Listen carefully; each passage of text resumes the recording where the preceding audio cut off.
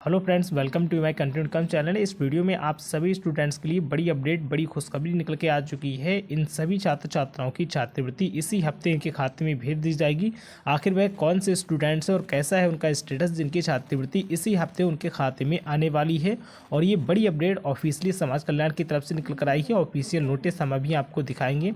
और बहुत सारे स्टूडेंट्स परेशान हो रहे हैं, उनका फार्म लॉगिन नहीं हो रहा है। लॉगिन करने पर उन्हें BR सोरी का प्रॉब्लम का सामना करना पड़ रहा है। तो इस समस्या का समाधान क्या है और किस तरीके से आप अपने फार्म को लॉगिन कर सकते हैं और अपने स्टेटस को चेक कर सकते हैं। तो सबसे पहले हम बात करते हैं कौन से वह स्टूडेंट्स हैं जिनकी छात्रवृत्ति इसी हफ्ते उनके खाते में भेज दी जाएगी। और ये बड़ी खुशखबरी, बड़ी अपडेट है सभी स्टूडेंट्स के लिए।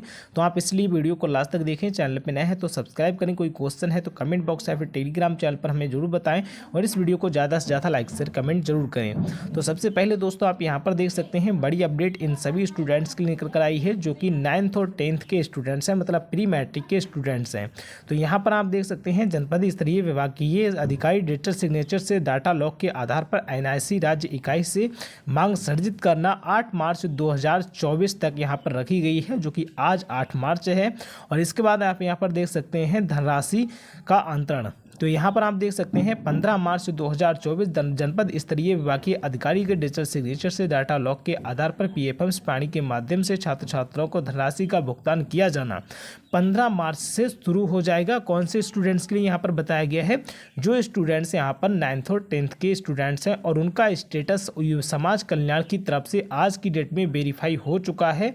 तो इन सभी स्टूडेंट्स की जो छात्रवृत्ति है वो 15 मार्च से उनके खाते में आना शुरू हो जाएगी। और ये वे स्टूडेंट्स हैं जिनके स्टूडेंट्स में कोई भी करेक्शन नहीं था। ये फर्स्ट चरण के स्टूडेंट्स हैं।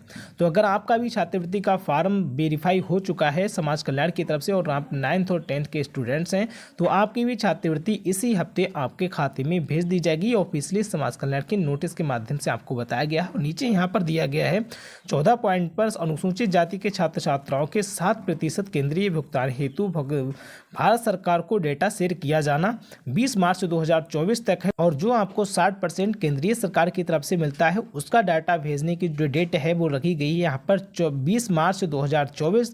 तो 20 मार्च से 2024 से जब आपका डाटा जाएगा तो कुछ दिनों में आपकी जो केंद्रीय सरकार से छात्रवृत्ति भेजी जाती है वो भी आपकी सेकेंड इंस्टॉलमेंट आपके खाते में धनांतरित कर दी जाएगी। और ये बड़ी अपडेट, बड़ी खुशखबरी है कि जितने भी 9th और 10th के स्टूडेंट्स हैं, अगर आपका फॉर्म वेरीफाई है तो 15 मार्च से आपके खाते में छात्रवृत्ति आना शुरू हो जाएगी। इसी हफ्ते आप सभी छात्र छात्राओं को छात्रवृत्ति मिल जाएगी अगर आपका फॉर्म डिस्ट्रिक्ट समाज कल्याण से वेरीफाई हो चुका है।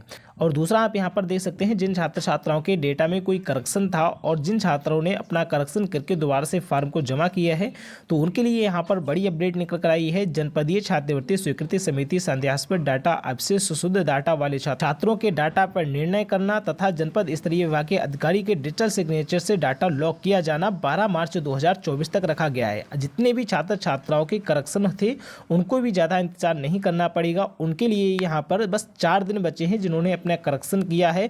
तो उन सभी स्टूडेंट्स के भी जो फार्म है वो 12 मार्च 2024 तक वेरीफाई कर दिए जाएंगे और उनकी भी छात्रवृत्ति आने में अब ज़्यादा समय नहीं लगेगा। आगे आप यहाँ पर देख सकते हैं जनपद स्तरीय विभागीय अधिकारी डिजिटल सिग्नेचर से डाटा लॉक के आधार पर NIC के राज्य इकाई से मांग सर्जित करना यहाँ पर 17 मार्च 2024 रखी गई है। इसके बाद जो आपकी छात्रवृत्ति है आप देख सकते हैं यहाँ पर धनराशि का अंतर जनपद स्तरीय विभागीय अधिकारी के डिजिटल सिग्नेचर डाटा लॉक के आधार पर करेक्ट डाटा वाले छात्र छात्राओं को PFMs प्रणाली के माध्यम से छात्र छात्राओं के आधार सीडेड NIC बैंक मैपिड खाते में सीधे अंतरित किया जाना 22 मार्च 2024 रखी गई है।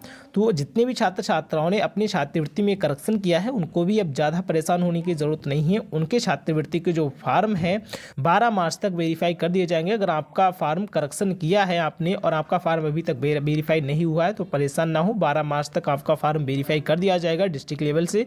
उसके बाद में 17 मार्च से आपकी NIC राज्य इकाई को मांग सर्जित कर दी जाएगी, आपका डाटा भेज दिया जाएगा। उसके बाद में आपका जो छात्रवृत्ति है वो 22 मार्च से आपके खाते में 31 मार्च तक सभी स्टूडेंट्स की डाल दी जाएगी, जितने भी करेक्शन वाले स्टूडेंट्स हैं। तो इनको भी अब ज़्यादा परेशान होने की ज़रूरत नहीं है, मतलब सेकंड वीक तक इनकी भी छात्रवृत्ति जो है इनके खाते में आना शुरू हो जाएगी।